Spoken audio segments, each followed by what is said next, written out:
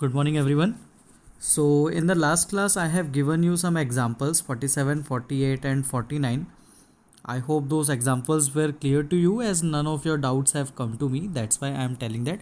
If you still have some doubts related to that example number 48, 49, and 50, so you can definitely text me on WhatsApp so that we can clear those out. Alright, for today's class, we are moving towards the very last topic of our this chapter, which is group by function. What this group by function will do is already clear by its name itself. Group by, what it will do, it will create various groups from a data frame. It will be doing what? It will be arranging the data by forming some groups of those values that we need to form. Alright, like for an example, they have given us with an example of this DF1 data frame. This is the same data frame that we have used for that tutoring class. Alright, it is having a data of 4 quarters of different teachers: Tahira, Gurjyot, Anusha, Jacob, and Venkat. So those were the 5 tutors whose data has been collected for various quarters, and in that data what we can do, we can arrange the data quarter wise, tutor wise, country wise, and any other category if we need to have, so we can arrange it in that way. So these are the ways using which we can arrange our data in this group by function. Alright, so they have also given us that if we will try to arrange the table, which we will try to arrange the data frame in tutor wise groups, means we are arranging the tables according to the tutors. So what it will do, if you will arrange the data in the form of tutors, so it will arrange these groups. Let us see. All the rows having tutor as Tahira will be clubbed to from Tahira group. मतलब कि जो ताहिरा है, ताहिरा का एक Tahira group अलग से बन जाएगा जिसमें Tahira, detail of Tahira will be there, चारों क्वार्टर्स की ताहिरा की डिटेल वहाँ पर होगी. और अनुषा, तो अनुषा ग्रुप एक अलग से बन जाएगा जिसमें अनुषा के चारों क्वार्टर्स की डिटेल होंगी. Same goes for Gurjot, same goes for Jacob, and same goes for Venkat. So these are the various groups that can be created using the group by function. अब ग्रुप तो बन जाएंगे, कैसे बनेंगे वो भी तो पता चले. चलिए ठीक है, बन जाएंगे वो पता चल गया, but how to create those groups, so let us see that. For creating the groups, you have to follow this syntax. What this syntax is? Name of the data frame dot group by function, and under the group by function, two values. The first will be by and second will be axis. If we don't provide the value of axis, so by default what it will do? It will create the data frame on axis 0 automatically. Otherwise we have to give the name of the axis. Alright, and by, what will do? By will be like, we will be writing by is equals to tutor. तो क्या होगा, data tutor के according arrange हो जाएगा. तो bye में हमको वो लिखना होता है कि किसके अकॉर्डिंग डेटा को अरेंज करना हो. Let us see by one example. यहाँ पर उन्होंने लिखा हुआ है df1 dot group by function, and instead of writing by is equals to tutor, they have simply written tutor. तो this will also do, this will not create any error in this way. So you will write df1 dot group by function and in bracket a string value, that is tutor, which is the name of one of the column. So what it will do, just understand what it will do. It will create a group, and that group will be called as Tahira group, Gurjyot group, Anusha group, Jacob group, and Venkat group. But it won't be displaying those values. It won't be displaying those values. Why? Because ये क्या करता है, यहाँ पर ऊपर देखो, यहाँ पर लिखा हुआ है the group by clause creates the group internally. Group by clause जो है वो इंटरनली ग्रुप्स क्रिएट करता है and does not display the grouped data by default.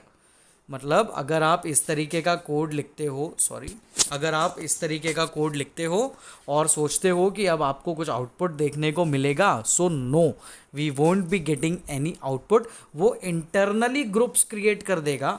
अब अगर आपको उसको प्रिंट करना है, तो प्रिंट करना है, स्क्रीन पर देखना है, तो उसके लिए उन्होंने हमको ये कुछ अलग अलग यहाँ पर हमको कुछ एट्रीब्यूट्स बताए हुए हैं, कुछ फंक्शंस बताए हुए हैं जिनका यूज़ करके हम इजीली डेटा फ्रेम में क्रिएट किए हुए ग्रुप्स को देख सकते हैं। सबसे पहला क्या है, तो सबसे पहला है ग्रुप्स एट्रीब्यूट। तो ग्रुप्स एट्रीब्यूट क्या करेगा, बताएगा कितने ग्रुप्स हैं। गेट ग्रुप और वैल्यू, तो वहाँ पे आप किसी एक ग्रुप की वैल्यू को देख सकते हो, ताहिरा की, अनुषा की, जिसकी देखना हो। साइज तो बताएगा कितना बड़ा ग्रुप है। काउंट तो वैल्यूज काउंट करके बताएगा। हेड मतलब टॉप से डेटा अरेंज करेगा, 0 1 2 3 4 इंडेक्स, इस तरीके से इंक्रीजिंग ऑर्डर में। सम क्या करेगा, कुछ ग्रुप की कुछ वैल्यूज़ को अगर ऐड करना है तो सम फंक्शन यूज़ कर सकते हो। सिमिलरली मीन क्या करेगा, एवरेज निकालेगा कुछ वैल्यूज़ का। इसको इजीली समझने के लिए हम देखते हैं इन पर्टिकुलर वैल्यूज़ को जो हमको यहाँ पर दी गई हैं। देखो, df1 डॉट ग्रुप बाय, और यहाँ पर ट्यूटर के अकॉर्डिंग इसको ग्रुप कर दिया। ठीक है, यहाँ पर देखना df1 डॉट ग्रुप बाय और ट्यूटर के अकॉर्डिंग अरेंज कर दिया। तो सिर्फ अरेंज हुआ, वो कहीं डिस्प्ले हुआ क्या, नहीं हुआ। अब आपको डिस्प्ले करना था तो ये df1 डॉट ग्रुप बाय और ट्यूटर जो एक ग्रुप बना, उन्होंने क्या किया, they created a new data frame that is group data frame GDF, जिसको हम ग्रुप बाय डेटा फ्रेम भी बोल सकते हैं। तो एक GDF नाम का डेटा फ्रेम बनाया, वहाँ पर ये इसकी वैल्यू स्टोर कर दी। ठीक है, अब जब इनने इसको प्रिंट किया GDF डॉट ग्रुप्स, अब देखो GDF डॉट ग्रुप्स जब इन्होंने कोड रन किया तो यहाँ पर GDF के अंदर कितने ग्रुप्स हैं वो आपको देखने को मिलेंगे। So as you can see here, exactly they have given us how many groups there are. So there are 5 groups. The first one is Anusha group. The second one is Gurjot group. Third one is Jacob group. Next one is Tahira group. And the Venkat group. तो यहाँ पर alphabetical order में उसने groups को display कर दिया कि ये ग्रुप्स आपने जब ग्रुप बाय किया GDF में डाला तो GDF के अंदर इतने ग्रुप्स बनकर आए। ठीक है, अब इसमें से आपको किसी एक ग्रुप को डिस्प्ले करना है, तो किसी एक ग्रुप को डिस्प्ले करने के लिए आप क्या यूज़ करोगे, तो आप यूज़ करोगे ये गेट ग्रुप और वैल्यू। जैसे कि आपको वेंकट की वैल्यू डिस्प्ले करना है तो आप GDF डॉट गेट ग्रुप लिखोगे, तो यहाँ पर देखो GDF डॉट गेट ग्रुप, और किसकी वैल्यू डिस्प्ले करना है तो उसका वैल्यू यहाँ पर लिख दो, वेंकट की तो वेंकट लिख दो। तो simply what you will see on the very next screen, so you will see this as your output. यहाँ पर उसके चारों क्वार्टर्स में उसने कौन कौन सी कंट्रीज़ में कितनी कितनी क्लासेस ली हैं, all those data has been printed. ये क्या है, ये इंडेक्स वैल्यू है। चौथे इंडेक्स पर, 9वें इंडेक्स पर, 14th इंडेक्स पे और 19th इंडेक्स पे वेंकट का नाम लिखा हुआ था, तो ये इंडेक्सेस उसने यहाँ पर प्रिंट कर दिए हैं। Similarly, if you need to print for Gurjot, so the values that will come for Gurjot will be 1, 6, 11, 16। मतलब कि पहले 6वें, 11वें और 16वें इंडेक्स पर गुरजोत का नाम था और ये उसके चारों क्वार्टर्स के आउटपुट उसने प्रिंट कर कर बता दिए। ऑलराइट, सिमिलरली अगर आपको साइज़ पता करना हो किसी एक आपके टेबल का, तो आप लिख सकते हो GDF डॉट साइज फंक्शन। जैसे ही आप GDF पे साइज फंक्शन लगाओगे तो GDF के अंदर तो बहुत सारे ग्रुप्स हैं, तो it will print the size for all those groups. पहले तो लिख दिया इसने कौन से ग्रुप्स हैं, तो ये ट्यूटर ग्रुप्स हैं। ट्यूटर के अकॉर्डिंग इनको अरेंज किया गया, कंट्री के अकॉर्डिंग भी किया जा सकता था, है ना, तो क्लासेस के अकॉर्डिंग भी किया जा सकता था, पर इन्होंने ट्यूटर के अकॉर्डिंग करके बताया। तो ट्यूटर ग्रुप्स है, और कितने ग्रुप्स हैं, तो अनुषा, गुरजोत, जैकब, ताहिरा, वेंकट, 5 ग्रुप्स हैं। और इसके अंदर कितने इनमें वैल्यूज़ हैं, तो 4 वैल्यूज़ हैं, तो साइज़ उसने 4 यहाँ पर प्रिंट करके बता दिया।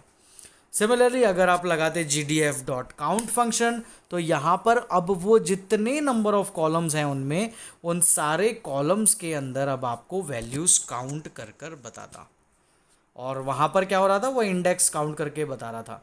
ठीक है, साइज फंक्शन इंडेक्स काउंट करके बता रहा था, यहाँ पर कितने नंबर ऑफ कॉलम्स हैं ये उन कॉलम्स को भी अब काउंट करेगा और यहाँ पर उसका आउटपुट आपको जनरेट कर कर बताएगा। आगे बढ़ते हैं, यहाँ पर एक और फंक्शन है। अब जैसे कि आपको क्या करना है कि क्लासेस के अकॉर्डिंग अरेंज करना है, और हेड फंक्शन लगा दिया आपने, जैसे कि अब मतलब कि आपको 0 इंडेक्स से प्रिंट करना है, तो आपने इतना तो लिख दिया GDF और ब्रैकेट के अंदर क्लासेस। इसका मतलब ये हुआ कि GDF में यहाँ पर क्लासेस के अकॉर्डिंग इसको अरेंज करना था और आपने लगा दिया डॉट हेड फंक्शन। जैसे ही आप डॉट करके हेड फंक्शन लगाते हैं तो वो आपको इंडेक्स के ऑर्डर में डेटा अरेंज करके बता देगा और क्लासेस के लिए। ठीक है, तो इस तरीके से अरेंजिंग की जा सकती है। यहाँ पर एक एग्जाम्पल दिया हुआ है, example number 51। Let us understand that topic by an example. Create a data frame QTR sales where each row contains, क्या क्या कंटेन करती है, तो पहला कॉलम है आइटम कैटेगरी, दूसरा कॉलम है आइटम नेम और तीसरी कैटेगरी है एक्सपेंडिचर। मतलब ये 3 वैल्यूज़ का आपको एक टेबल बनाना है। वैल्यूज़ इन्होंने नहीं दी है तो आपको मन से लेना पड़ेगा। कैटेगरी तो यहाँ पर अगर नीचे जो टेबल दिया है उसके अकॉर्डिंग मैं बताऊँ तो यहाँ पर इन्होंने क्या क्या कैटेगरी ली है, तो यहाँ पर इन्होंने कैटेगरी ली है A, B और C। 3 अलग अलग कैटेगरीज के ऑब्जेक्ट्स लिए। आइटम नेम तो प्रोडक्ट्स के नाम डाल दिए, जैसे कि iPad, LCD, iPhone, iWatch, projector, hard disk, smartphone, pen drive, ये कुछ आइटम्स डाल दिए। और तीसरा कॉलम बोला था एक्सपेंडिचर, तो उसकी कुछ प्राइजेस डाल दी। ठीक, तो इस तरीके से क्या किया इन्होंने, यहाँ पर इसको इन्होंने एक टेबल के फॉर्म में क्रिएट किया और जब इसको QTR सेल्स को प्रिंट कर लिया। अब तो आपको पता है ना डेटा फ्रेम कैसे बनाते हैं, तो डेटा फ्रेम बनाने के लिए हमने क्या लिखा, PD.DataFrame फंक्शन, और ये डिक्शनरी के अंदर ये वैल्यूज़ हमने इनपुट की हुई हैं। जैसे ही इसको प्रिंट किया, so this is the data structure that we have got. ये डेटा फ्रेम डेटा स्ट्रक्चर हमको देखने को मिला। अब क्या बोला था, चलो डेटा फ्रेम डेटा स्ट्रक्चर तो डिस्प्ले कर दिया, आगे एक चीज़ और बोलिए, print the total expenditure per category. मतलब कैटेगरी के अकॉर्डिंग आपको ग्रुपिंग करनी है और उसका टोटल एक्सपेंडिचर क्रिएट करना है। मतलब A वाले ग्रुप में जितने भी प्रोडक्ट्स हैं उन सब का जितना भी एक्सपेंडिचर है उन सबको ऐड करना पड़ेगा। मतलब इसको, इसको और इसको, इन तीनों को ऐड करना पड़ेगा। तो ये A के सामने लिखा हुआ आएगा, सिमिलरली B के सामने कोई वैल्यू और C के सामने कोई वैल्यू, ऐसी वैल्यूज़ आएंगी। तो उसके लिए क्या किया इन्होंने, तो QTR सेल्स आपके टेबल का नाम, ग्रुप करना होता है तो डॉट ग्रुप बाय फंक्शन लगाते हैं। किस पे लगाना है, तो इन्होंने पहले ही यहाँ पे बोल दिया है कि पर कैटेगरी पे लगाना है। तो कैटेगरी कॉलम का नाम क्या था, आइटम कैटेगरी, तो आपने कॉलम का नाम लिख दिया आइटम कैटेगरी। कॉलम का नाम लिखने के बाद आपको एक स्क्वायर ब्रैकेट के अंदर, मतलब लिस्ट के फॉर्म में, उस पर्टिकुलर फील्ड के नाम को पास करना होता है जिस पर आपको फर्दर कोई ऑपरेशन परफॉर्म करना है। तो यहाँ पर कौन है जिस पे फर्दर ऑपरेशन परफॉर्म करना है, इन्होंने बोला ना टोटल एक्सपेंडिचर कैलकुलेट करो, मतलब सम निकालना है। तो एक्सपेंडिचर हमारा अगला कॉलम है और एक्सपेंडिचर पे क्या करना है, सम निकालना है। तो यहाँ पर क्या हो जाएगा, एक्सपेंडिचर डॉट सम फंक्शन, और ये जो आखिरी में एक ब्रैकेट लगा हुआ है वो ब्रैकेट ये वाला है ना, यहाँ वाले ब्रैकेट को उन्होंने यहाँ पर अल्टीमेटली लास्ट में क्लोज भी कर दिया है। अब जैसे ही इसका आप आउटपुट देखोगे तो ये तो आपका ऊपर एक आउटपुट आ रहा था जो आपने टेबल बनाया उसका, उसके बाद जो फाइनल आउटपुट आपको देखने को मिला वो फाइनल आउटपुट है ये। 3 कैटेगरीज थी तो ABC के अकॉर्डिंग अरेंज हो गया और तीनों में जो भी वैल्यूज़ थी उनका टोटल कर दिया। जैसे कि A में क्या था, 2,88,000, 4,97,000, 3,15,000, ये A कैटेगरी के सबको जोड़ा तो यहाँ पर इतनी वैल्यू आई, इसमें और इसमें भी जोड़ा तो ये वैल्यूज़ यहाँ पर आई। Same goes with one more example, यहाँ पर भी same to same data frame लिया है। अब क्या बोल रहा है, प्रिंट द एवरेज एक्सपेंडिचर। अब एवरेज एक्सपेंडिचर कैसे प्रिंट करोगे, तो क्वेरी जो है वो पूरी की पूरी सेम चलेगी। अब जहाँ पर आप सम निकाल रहे थे वहाँ पर डॉट सम फंक्शन की जगह डॉट मीन फंक्शन लगा दोगे तो वो क्या करेगा, तीनों को जोड़ेगा, डिवाइड बाय 3 कर देगा, जितने भी होंगे 5 वैल्यूज़ है तो डिवाइड बाय 5 कर देगा, 2 वैल्यूज़ है तो डिवाइड बाय 2 कर देगा, और ये एक आउटपुट आपको क्रिएट होकर मिलेगा। ठीक है, प्लीज़ नोट दैट, आखिरी लाइन लिखी हुई है कि please note that each function covered in the chapter has much more functionality, covering each and every argument, and all the functionality of each function is not possible as this book's aim is not to be a manual rather explain concepts as per given syllabus. Syllabus के according क्या क्या topic आने थे वो topic इन्होंने बताए हैं, जबकि जो जो टॉपिक्स बताए हैं उनका और भी बहुत कुछ काम है और भी बहुत सारी फंक्शनैलिटी है जो वो परफॉर्म करते हैं, पर इतना सारा कवर करना यहाँ पर पॉसिबल नहीं है. कोई मैनुअल नहीं है ये जिसमें हर एक का सारे के सारे फंक्शंस बताए जाए. ये एक सिलेबस पार्ट है, तो इसमें उनका जितना भी पार्ट कवर करना था वो कर दिया है. With this, we come to the end of this chapter. Let us quickly revise what we have learned in this chapter. तो ये जो let us revise वाला पार्ट है इसको एक बार आप लोग रीड करना और इसको देखना, और यहाँ पर कुछ MCQs भी दिए हुए हैं, तो आप लोग ये MCQs भी देख लेना. आप लोगों ने देखा होगा कल मैंने आपको question paper, sample question paper जो CBSE ने अपलोड किया है वो आपको भेजा है.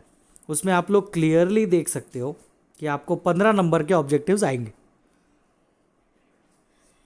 अब वो 15 नंबर के ऑब्जेक्टिव्स वैसे भी बहुत कम चैप्टर्स में से बनते हैं, तो ये उनमें से एक चैप्टर है जिसमें से ऑब्जेक्टिव्स बन रहे हैं. तो आई रिक्वेस्ट यू कि आप लोग ये ऑब्जेक्टिव्स एक बार अच्छे से देखें. यहाँ पर अराउंड 25 MCQs दिए हुए हैं, और उसके बाद 25 MCQs के बाद इन्होंने जो बताए हैं